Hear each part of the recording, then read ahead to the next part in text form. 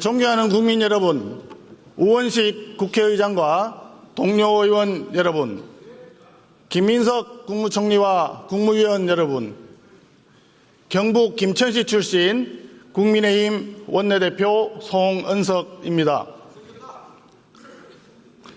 이재명 정부가 출범한 지 100일이 되어갑니다. 지난 100일은 한마디로 혼용무도, 어리석은 군주가 세상을 어지럽게 만든 시간이었습니다.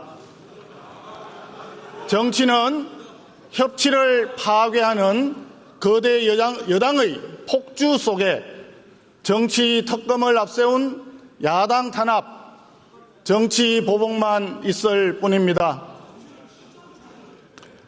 투자를 가로막고 일자리를 빼앗는 온갖 반기업, 반시장 정책으로 경제도 무너지고 민생도 무너지고 있습니다.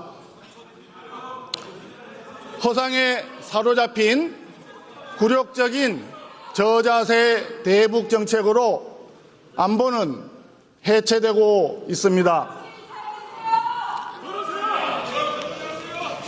내각 인사는 갑질과 표절, 투기와 막말에 참사였고, 파렴치범들의 광복절 사면은 국민 통합에 대한 배신이자 권력의 타락이었습니다.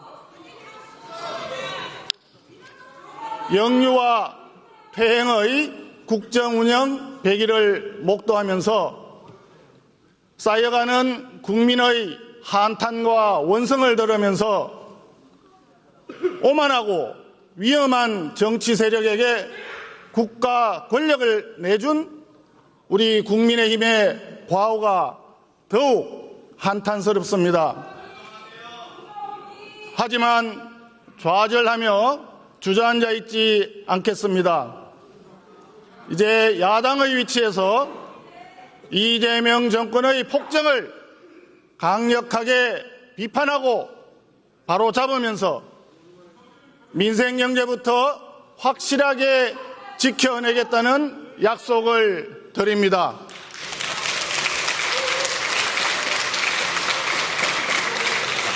존경하는 국민 여러분, 우리 국민이 국회에 가장 바라는 것이 무엇이겠습니까? 어려운 민생을 돌보면서 보다 나은 내일을 준비하는 것일 겁니다. 배려와 존중, 대화와 타협, 바로 상생의 정치를 하라는 것입니다. 그런데 작금의 우리 국회 모습이 어떻습니까? 다수 의석을 앞세운 집권 여당의 일방적인 폭주와 의회 독재의 횡포만이 가득합니다. 총 25차례 열린 인사청문회, 자료 제출도 없고 증인, 참고인 신청도 거부하면서 청문회를 요식행위로 무력화시켰습니다.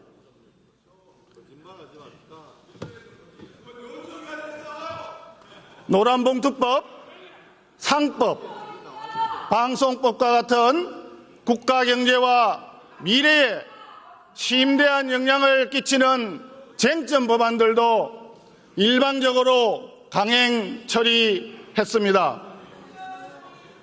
원내 2당이 맡아야 할 핵심 상임위원장직을 강탈해 가더니 간사 선임까지 거부하면서 야당 추천목 국가위원까지 부결시키는 횡포를 부렸습니다. 여당 대표는 걸핏하면 해산 운운하면서 야당을 겁박하고 모독하는 반지성의 언어폭력을 가하고 있습니다. 자신들의 전매 특허인 내란 정당 프레임을 씌워서 야당 파괴, 보수 괴멸의 일당 독재를 구축하려 하고 있습니다. 이것이 지난 100일의 부끄러운 자화상입니다. 진지하게 충고합니다. 권력은 손에 쥔 모래와 같습니다. 세게 쥐려고 하면 질수록 빠르게 빠져나가는 모래처럼 권력은 단맛에 취하는 순간 브레이크 없는 추락이 시작됩니다.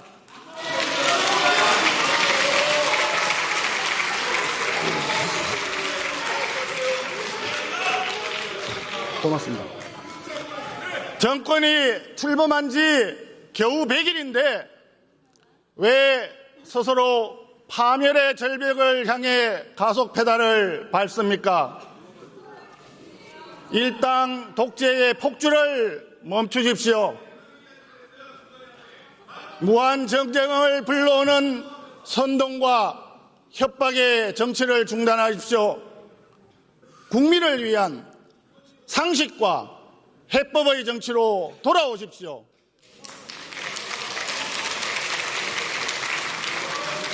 그것만이 나라가 살고 정권도 사는 길입니다.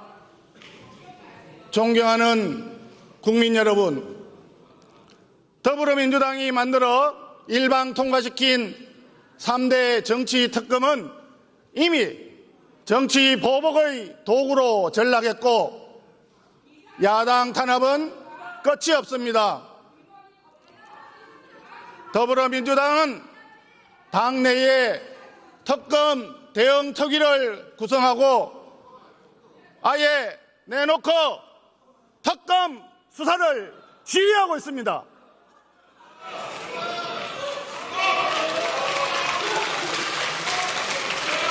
나흘 전 이재명 대통령은 관봉권 띠지 사건을 특검에 넘기라고 지시했는데 노골적인 수사 개입입니다.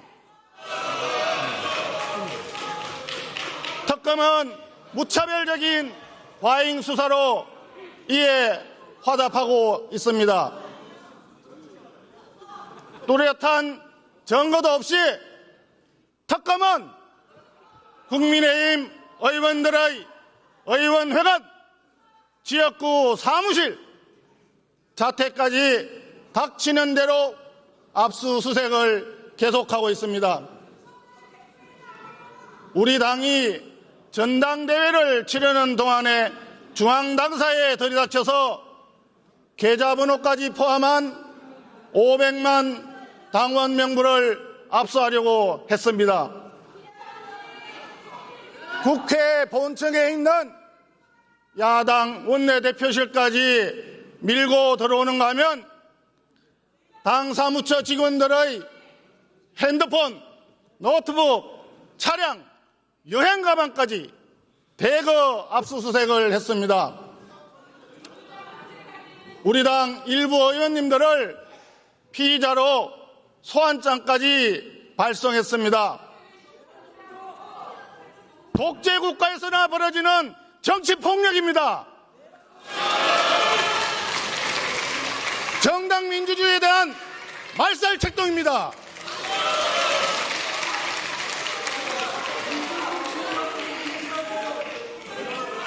한술 더 떠서 더불어민주당은 더 센 특검법 개정안을 발의했습니다. 또한 서울시장을 비롯한 우리 당 소속 광역단체장 수사를 요구하고 있습니다. 실제로 일부 압수수색이 있기도 했습니다. 명백한 정치 보복, 정치 공작입니다. 우리 국민의힘은 일방적인 특검 확장에 동의할 수가 없습니다. 야당을 짓밟는 입법 폭주, 민주주의를 파괴하는 정치 보복에 단호하게 맞서 싸우겠습니다.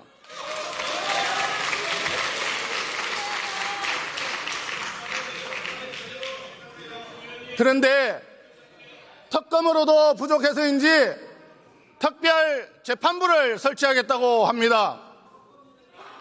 과거에 반민특위 특별재판부나 3.15 부정선거 특별재판부와는 달리 헌법적 근거도 없는 명백한 위헌입니다.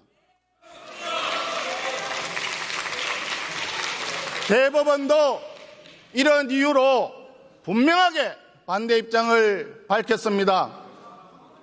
결국은 수사도 재판도 판결도 다 자기들이 마음대로 하겠다는 것인데 인민재판과 무엇이 다릅니까?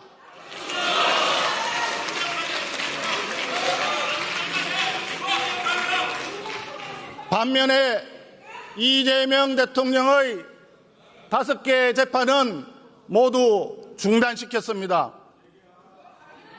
국민을 위한 정치가 아니라 개인의 사법 리스크를 덮고 권력을 유지하기 위한 통치를 하고 있는 것입니다.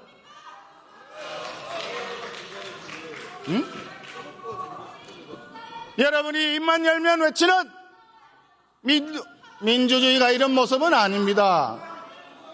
그럴 바에는 차라리 민주라고 하는 위선의 탈을 벗어 던지고 더불어민주당이 아니라 나홀로 독재당으로 당명을 바꾸십시오.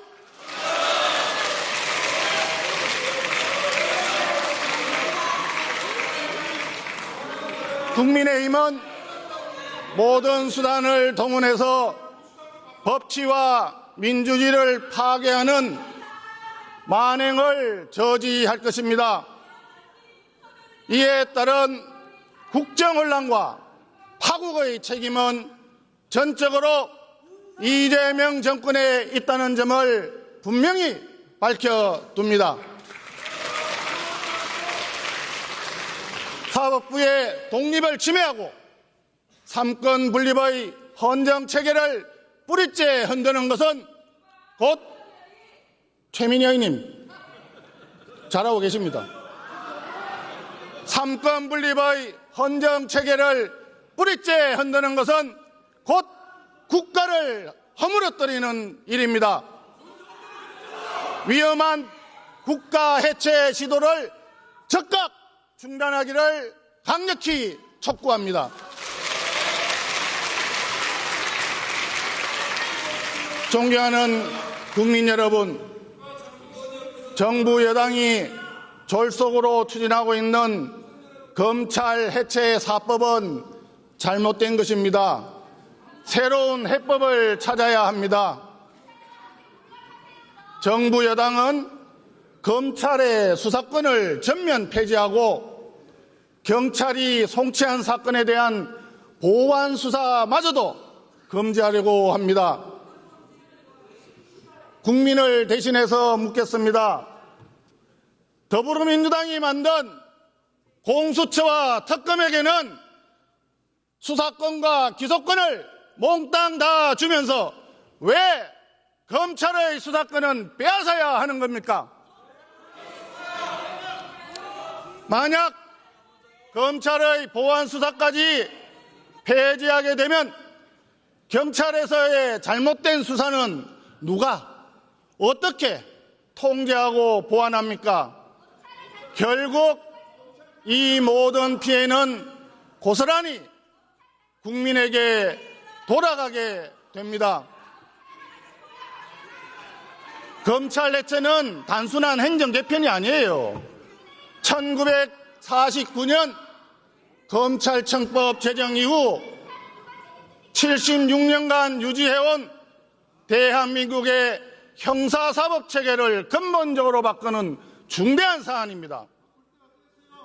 이런 중대한 입법을 여야 합의도 없이 사회적 수기도 없이 국민의 동의도 없이 빨리빨리 속도로 몰아치는 게 말이 됩니까?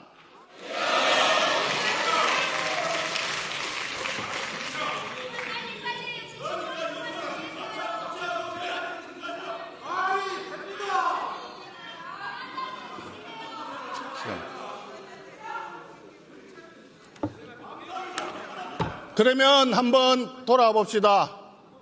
문재인 정권 말기에 검수완박법을 졸속 처리했습니다. 그 결과를 한번 보십시오. 민생범죄 수사 역량은 급격하게 떨어지고 수사와 재판 시간은 한없이 지연되었습니다. 결국 국민들만 피해를 입었습니다. 지금 중요한 것은 속도가 아니라 방향입니다. 그래서 더불어민주당에 다시 한번 제안을 합니다. 국회에 사법개혁특위를 구성하고 검찰개혁을 함께 논의합시다.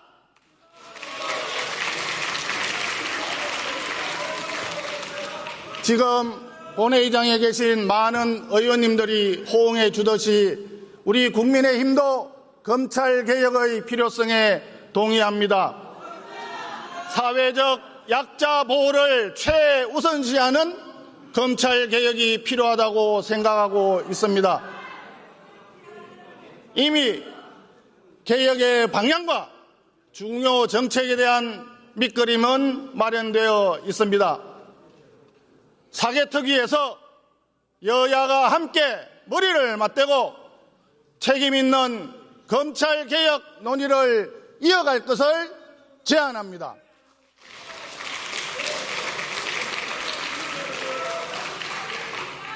존경하는 국민 여러분, 우원식 국회의장과 동료 의원 여러분, 김민석 국무총리와 국무위원 여러분, 지난달 29일 정부에서 내년도 국가예산안을 발표했습니다. 한마디로 건전재정의 뚝을 무너뜨린 빚더미 예산입니다. 총지출 규모가 728조 원, 금년에 비해서 무려 55조 원이나 증가했습니다. 국가 채무는 1년 만에 142조 원이 급증해서 1,415조 원, GDP 대비 51.6%에 달합니다. 지출을 줄이셔야죠. 문재인 정부에서 국가 채무 비율 마지노선인 40%가 무너지면서 나라빚 1,000조 원, 일명 천조국 시대를 열었는데 이재명 정부는 임기 말 국가 채무 1,800조 원 시대를 열겠다고 합니다. 그 결과 갚아야 할 국채이자 부담이 폭증하면서 내년에만 무려 36조 4천억 원에 달합니다. 국가 재정 파탄을 불러올 수 있는 급격하고 무책임한 재정 폭주입니다. 처참하게 실패한 문재인 정권 소득 주도 성장 시즌2 부채 주도 성장입니다.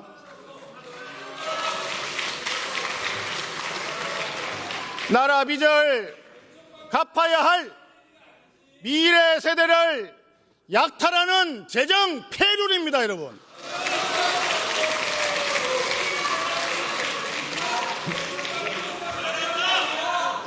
정부는 이렇게 얘기합니다. 빚더미 예산이 아니라 씨앗을 빌려서 농사를 짓는다고 포장을 합니다. 빌린 씨앗으로 한 끼를 때우는 데 써버리는 포퓰리즘으로 넘쳐납니다.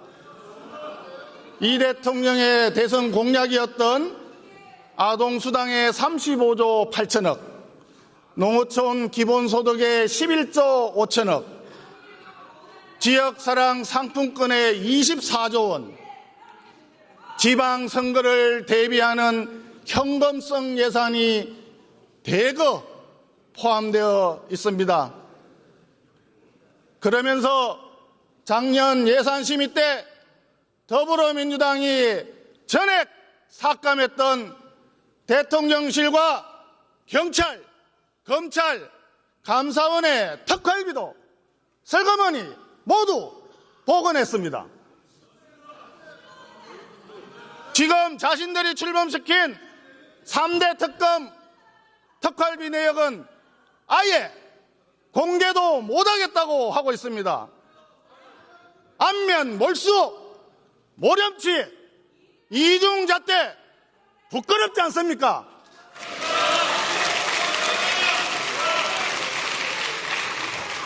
설상가상으로 며칠 전 정부는 국가 채무 비율이 40년 후에는 GDP 대비 156%까지 폭등할 것이라는 전망을 내놓았습니다. 국가 재정에 지옥문이 열리고 있는 것입니다. 우리 국민의힘은 대한민국을 빚더미로 올려놓는 재정 폭주를 용납할 수 없습니다. 국회 예산 심사를 통해서 불효불급한 포퓰리즘 예산을 철저히 가려내겠습니다. 무분별한 돈 풀기와 재정 파탄을 막아내기 위해서 재정건전화법 제정이 반드시 필요합니다.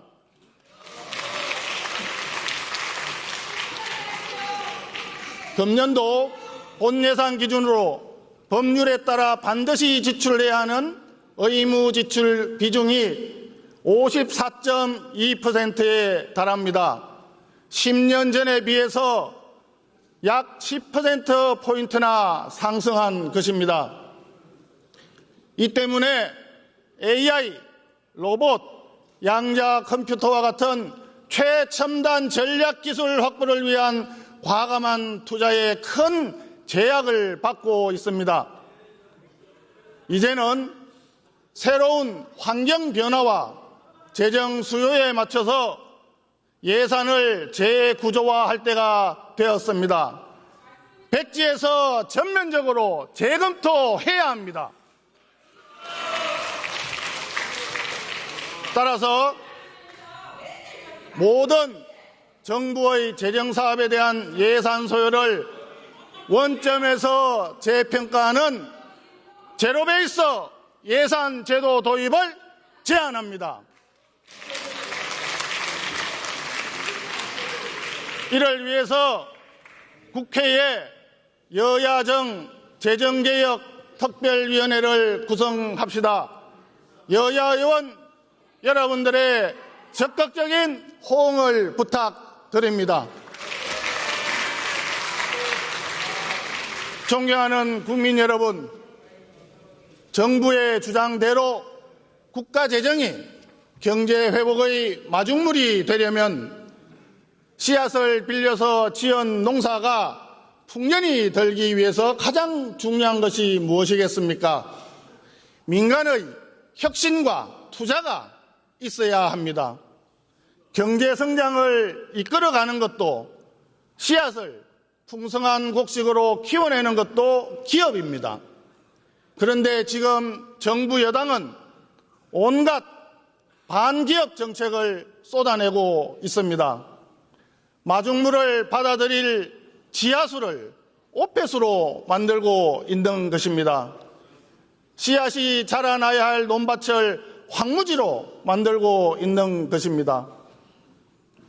더불어민주당은 국내외 경제계의 절박한 호소를 끝내 외면하고 노란봉투법과 덧센 상법을 강행 처리했습니다. 노란봉투법은 불법쟁이에 대한 기업의 손해배상 청구를 가로막고 수천 개의 하청기업 노조가 원청기업을 상대로 직접 교섭하도록 했습니다. 해외 투자 같은 경영상의 판단까지도 쟁의 대상에 포함시켰습니다. 정부에서는 선진국에 맞춘다라고 설명을 하고 있지만 사실 왜곡입니다. 일방적으로 노조편에 서서 산업 현장의 불법 파업을 용인하는 선진국은 하나도 없습니다.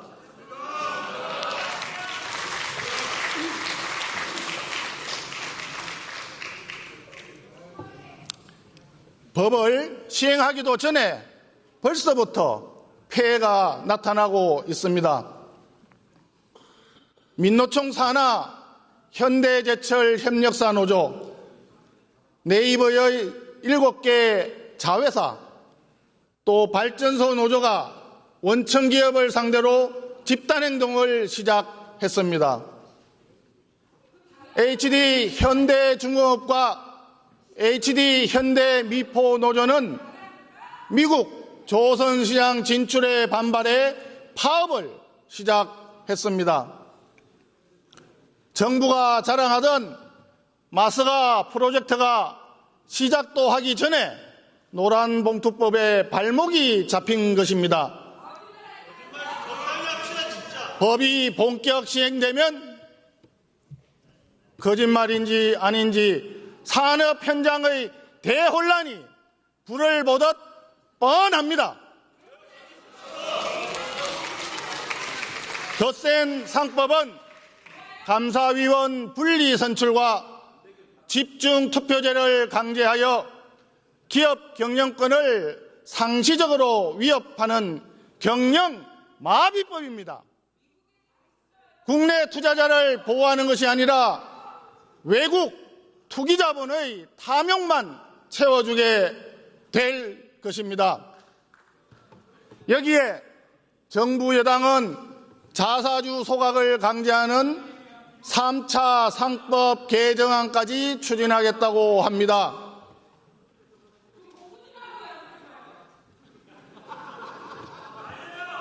좋은 얘기예요.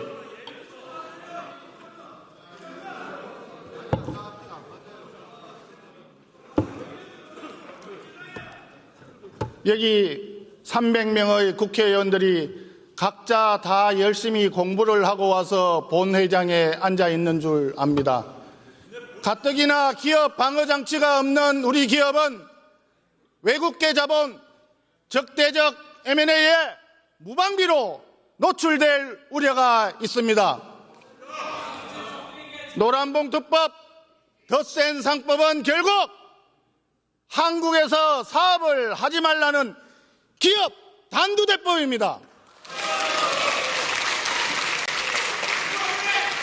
투자를 죽이고 청년들의 일자리를 빼앗고 기업을 외국으로 내쫓는 자해적 경제정책입니다.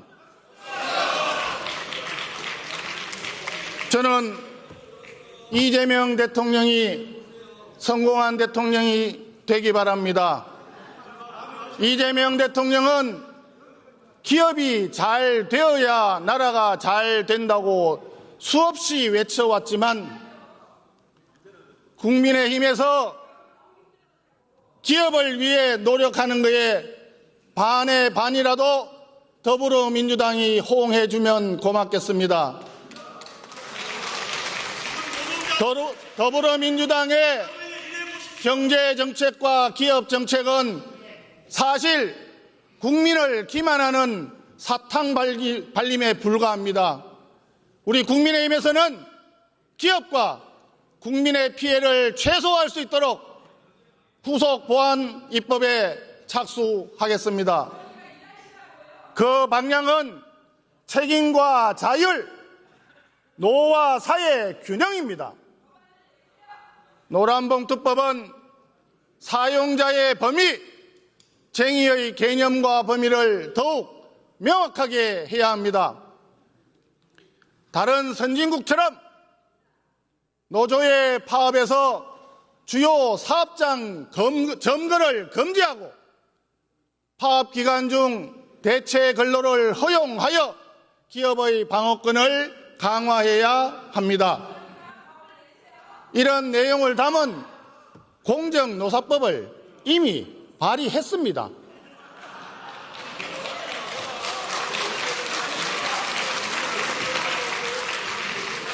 상법 개정안은 경영 판단 원칙을 명문화하고 기업 활동을 극도로 위축시키고 있는 배임제도 현실에 맞게 개선해야 합니다. 주요 선진국처럼 신주 인수 선택권, 차등 의결권을 도입하여 경영권 방어를 최소한 지원해야 합니다. 글로벌 추세에 발맞춰서 상속세와 법인세는 더욱 낮춰서 중산층과 기업의 과도한 세금 부담도 덜어주어야 합니다. 우리 당은 주식시장 활성화를 위해서 양도소득세 대주주 기준을 현행 50억 원에서 100억 원으로 완화하는 법안을 이미 발의했습니다.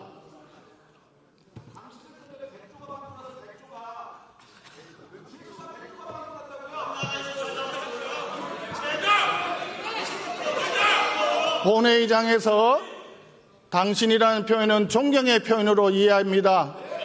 국정에 무한 책임이 있는 더불어민주당이 국가 경제를 조금이라도 생각한다면 후속 보완 조치 마련에 적극 호응해 주시기 바랍니다.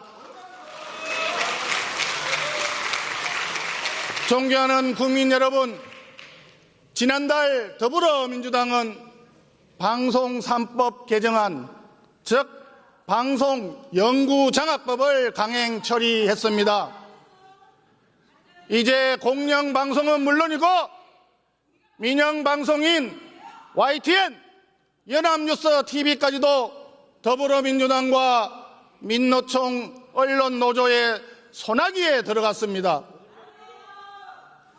공영방송을 어용방송으로 만드는 것은 정상적인 민주국가에서는 상상도 할 수 없습니다. 거짓 뉴스는 김어준 TV가 대표적인 사례이지요. 징벌적 손해배상 법안까지 도입한다고 합니다. 아예 언론의 비판 보도를 원천 봉쇄하겠다는 심보입니다. 민주주의를 지켜야 되는 소금이 되어야 할 언론을 정권의 사탕으로 만들어버리는 것입니다. 하지만 이재명 정권 명심하기 바랍니다. 견제와 비판이 무너지면 오만해진 권력도 함께 무너진다는 것이 동서고금 역사의 교훈입니다.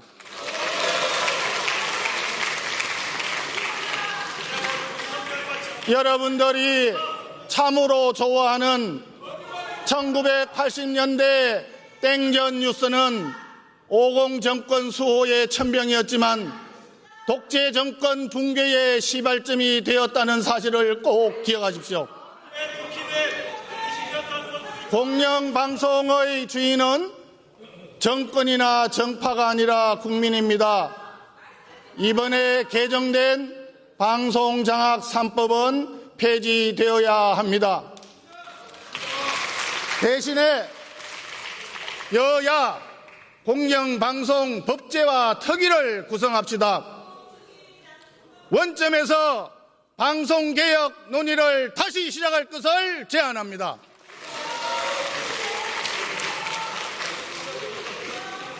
존경하는 국민 여러분, 다산 정약용 선생은 목민관이 갖춰야 할 3가지 덕목으로 윤리, 봉공, 애민을 꼽았습니다. 자기 자신을 다스리고 공공을 위해 봉사하고 백성을 사랑하라는 뜻입니다. 그 중에서도 어뜸이 되는 덕목은 윤리입니다. 지나간 역사에서 교훈을 얻지 못한다면 얼마나 아쉽겠습니까? 이재명 정부의 인사를 살펴봅시다. 자기 자신 하나 제대로 다스리지 못한 인사들로 가득합니다. 결격 사유도 다양합니다. 갑질, 표절, 막말, 아부, 업무론자, 음주운전, 이해충돌, 부동산 투기, 차명보유, 쪼개기 매입, 과태료 세금 연쇄 체납. 마치 부적격자 백과사전을 보는 것 같지 않습니까?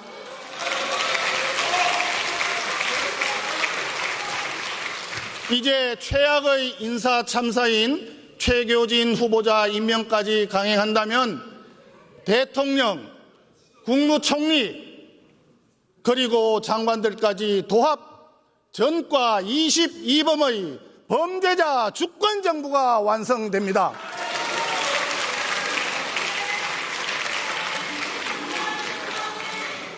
저서와 SNS를 한 번만 살펴봤어도 이진숙, 최교진 후보자, 최동석 인사혁신처장 지명은 없었을 것입니다. SNS에 나온다는 이유로 우리 당이 지명한 인권위원 후보를 부결시켰던 더불어민주당 아닙니까? 도대체 이재명 정권에서 인사검증 시스템이 완전히 무너진 것입니까? 아니면 인사검증이 아예 존재하지 않는 것입니까? 기본적인 검증조차 없다는 것이 도저히 납득이 안 됩니다. 그러다 보니까 성남라인 3인방이 밀실에서 인사를 전횡한다는 소문이 끊이질 않습니다. 극소수 최측근 중심의 밀실 인사 당장 중단하십시오. 공적인 인사 검증 시스템 다시 바로 세울 것을 요구합니다.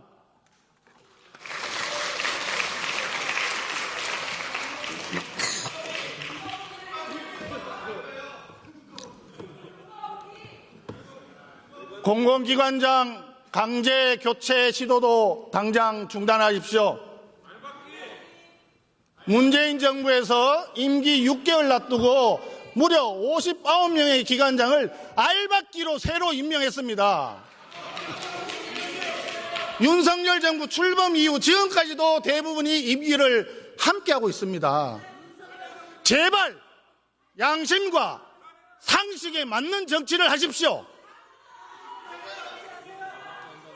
이 위선과 탐욕에 국민은 기가 찰 노릇입니다.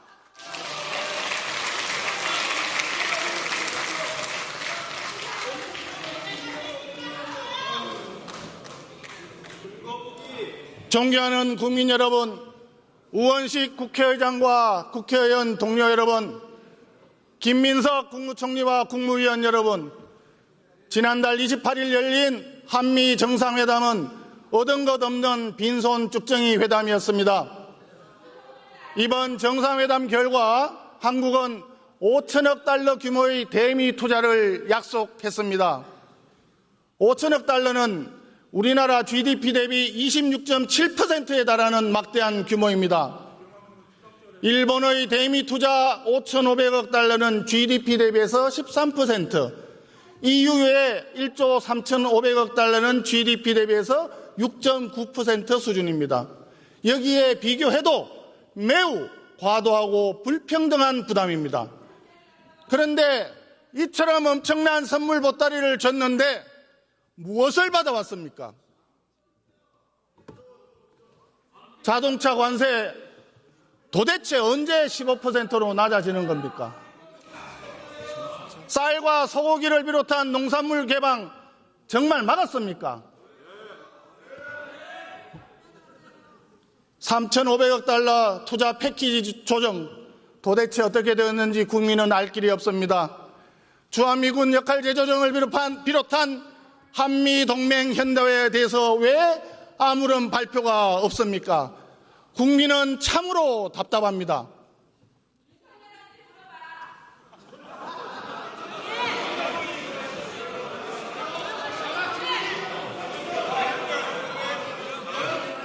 국회 본회의장에서 이런 어이없는 이야기가 나오는 것을 국민들은 참으로 답답하게 생각하실 겁니다. 며칠 전에는 미국 조지아주 한국 공장에서 일하던 우리 근로자 300여 명이 수갑과 쇠사슬에 묶여 끌려 나갔습니다. 사상 초유의 외교 참사입니다. 자화자찬하던 정상회담 결과가 고작 이것이란 말입니까?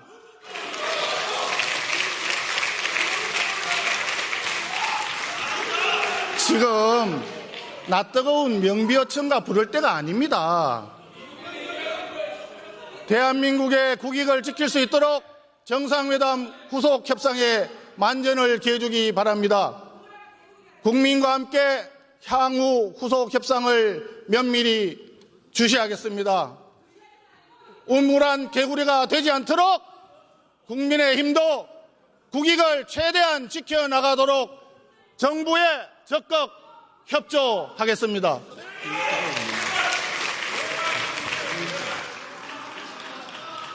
국가안보는 냉엄한 현실에서 출발해야 합니다.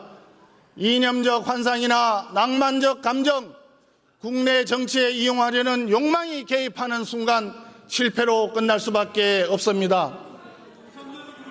과거 김대중, 노무현, 문재인 정권의 일방적인 대북 지원, 결국 핵미사일의 고도화로 돌아왔습니다.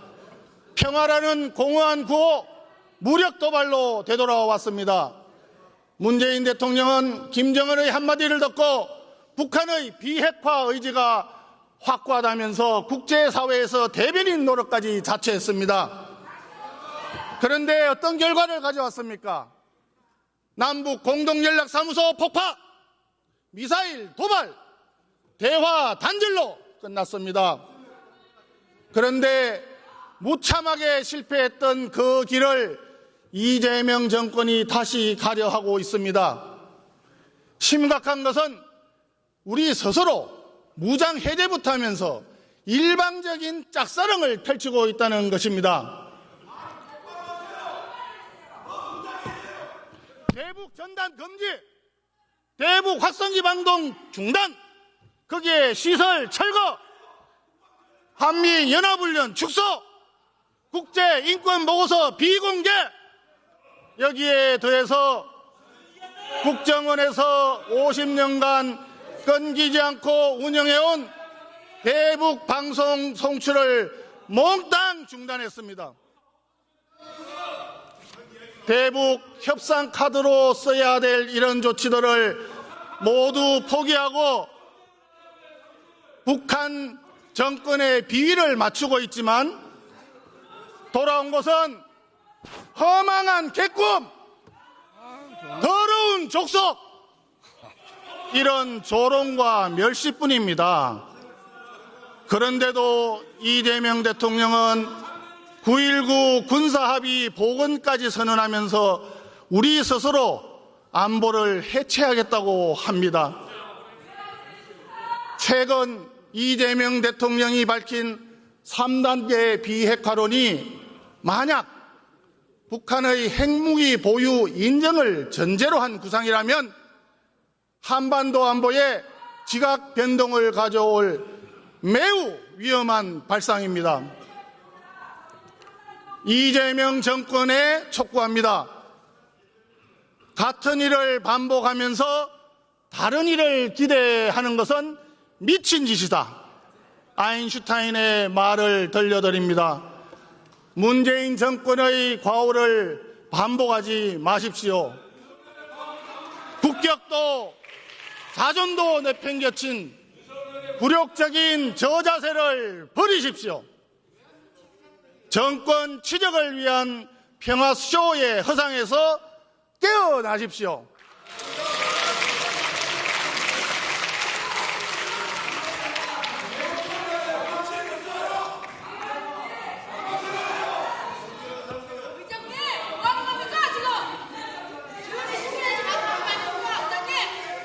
조용히 하세요. 더불어민주당의 열화와 같은 호응에 감사드리면서 한 번 더 말씀드립니다. 지금 대한민국에 필요한 것은 당당하고 실질적인 대북 억지력 강화입니다.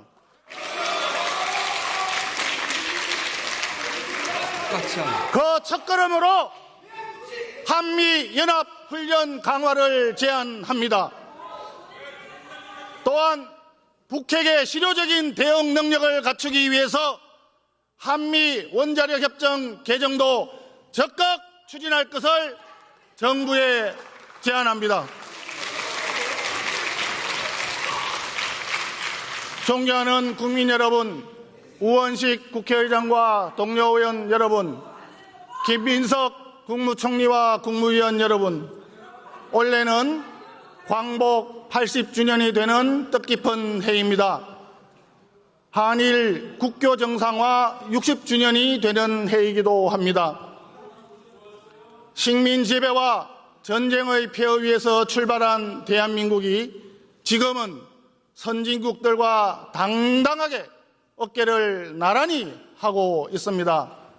자랑스러운 대한민국 성취의 역사입니다. 인류 문화사를 새로 쓰고 있는 한류를 보십시오. 최근 K-팝 데몬 헌터스의 흥행에서 보듯이 K-팝, K-드라마, K-무비, K-푸드가 지구촌 곳곳으로 퍼져나가면서 세계인에게 큰 기쁨과 신선한 영감을 주고 있습니다.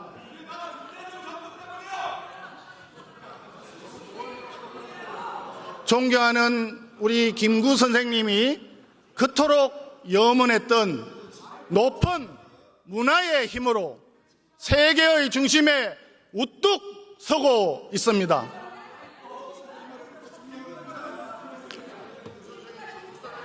그런데 지금 이 자리에서 목도하듯이 대한민국 정치 모습 어떻습니까?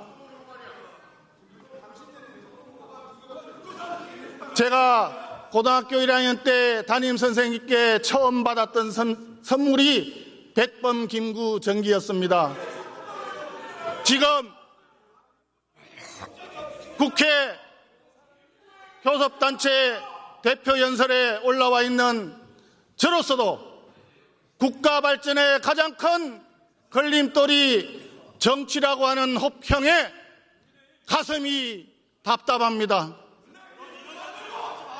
절대 다수당을 점하고 있는 더불어민주당 의원님들, 대한민국 현재 정치 모습 부끄럽지 않습니까? 지금 우리 정치도 이제는 선진화의 길로 방향을 틀어야 합니다. 국민을 편안하고 잘 살게 만드는 정치의 본령을 찾아갑시다. 비상계엄과 내란은 동일한 것이 아닙니다. 이 시간에 우리가 고민해야 될 대한민국 정치의 모습은 자기 수양과 사회적 책임을 다했던 선비 정신을 다시 되찾아야 하는 것입니다.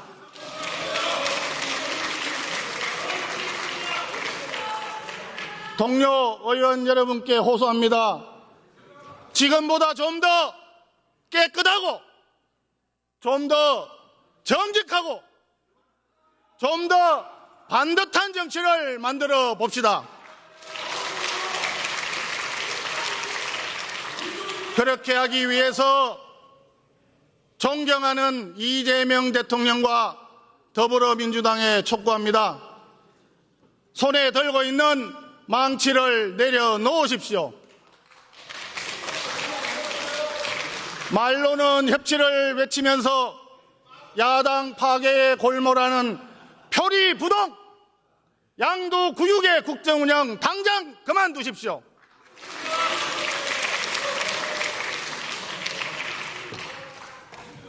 여러분에게 위임한 국가 권력은 특정 정파나 정권이 아니라 국민을 위해 쓰라고 주어진 것입니다.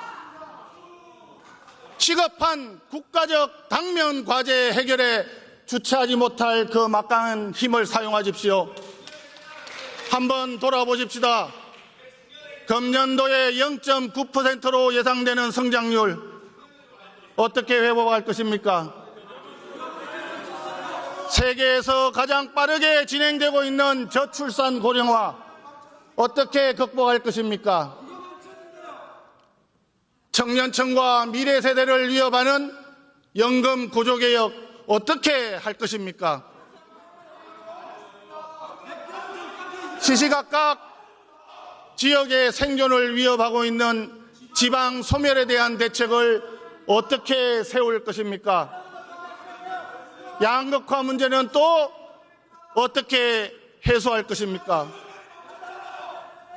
국가 사회를 지탱하는 허리인 중산층은 또 어떻게 육성할 것입니까?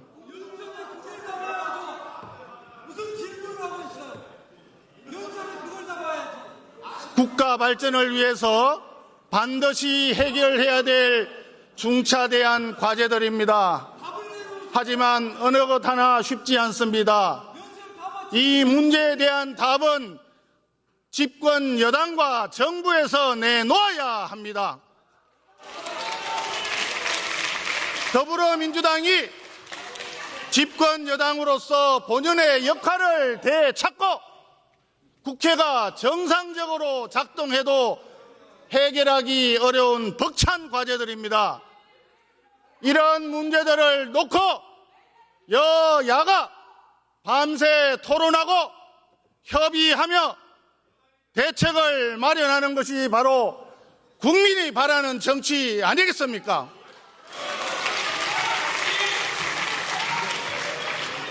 다행히도 이틀 전에 대통령과 여야 대표가 만나서 여야 민생협의체 구성에 합의를 했습니다.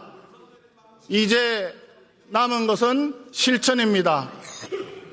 우리 국민의힘은 협치할 준비가 되어 있습니다.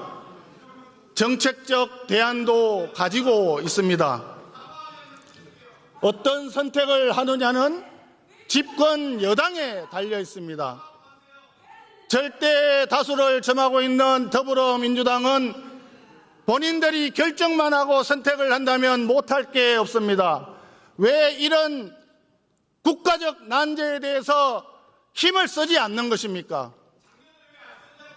존경하는 국민 여러분, 우리 국민의힘은 소수이지만 새로운 각오로 다시 출발하겠습니다. 이재명 정권의 반민주, 반경제, 반통합의 국정 운영을 바로 잡겠습니다. 야당을 파괴하는 일당 독재의 폭거에는 단호하게 대응하겠습니다. 집권 여당보다 먼저 민생을 살피면서 유능한 정책 정당으로 거듭 나겠습니다.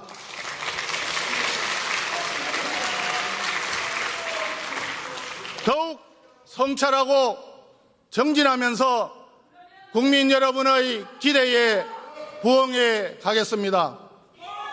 항상 지켜봐 주시고 격려해 주시고 지도해 주시기 바랍니다.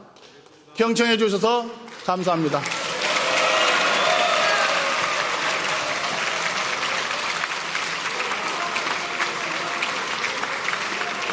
네, 송원석 의원 수고하셨습니다.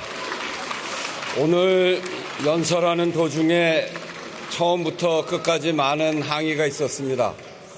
국민의힘 의원들로부터 국회의장이 왜 조용히 시키지 않느냐 하는 항의도 여러 차례 받았는데